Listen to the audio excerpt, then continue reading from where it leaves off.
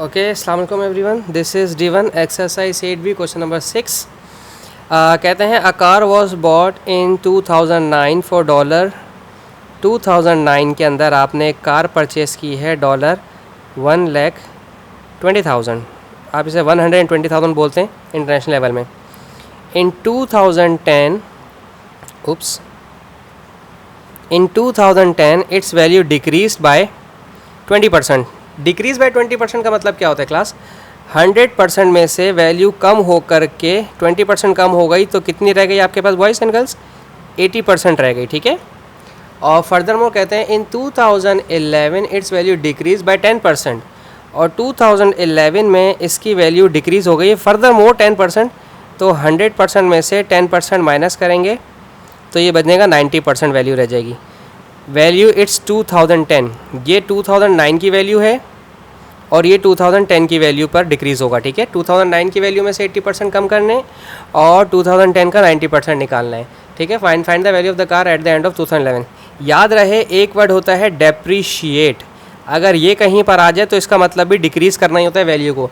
Depreciate करने का मतलब ये है कि अगर आपके पास इस वक्त iPhone 7 है तो उसकी वैल्यू 2 लाख रुपये नहीं होगी भाई, वो वैल्यू डेप्रीशिएट हो चुकी है, कम हो चुकी है, ठीक है। इसे डेप्रीशिएट करते हैं, ठीक है। डेप्रीशिएट का मतलब ये होता है कि वैल्यू कम हो जाना।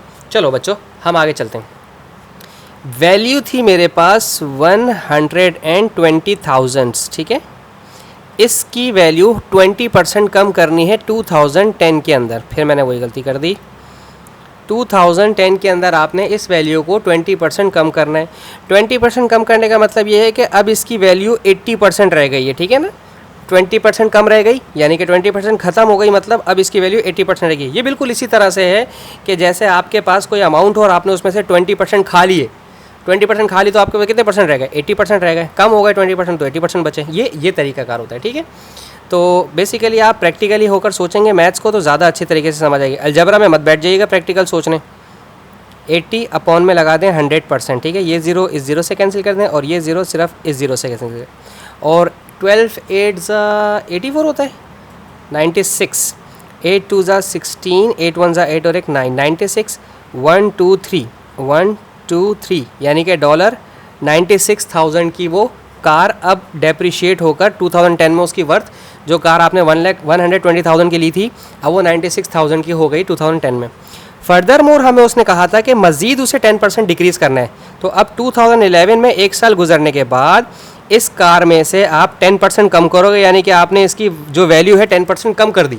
10% यानी कि डिस्काउंट कहते हैं आप। ये कहते हैं आपने चलाई है, आपको बोलेगा यार आपने चलाई है, इतना मीटर चली हुई गाड़ी, कुछ तो पैसे कम करो, तो आप बोलोगे चलो मैं 10% कम कर रहा हूँ। तो 10% कम करने का मतलब ये है कि अब आप उससे 90% पैसे लोगे पूरे, ठीक है। तो अब हम इसके 90% निकालते हैं। 96,000 मल्टीप्लाई बाय 90%, ये 0 इस 0 से कैंसिल करें और ये 0 इस 0 से कैंसिल करें।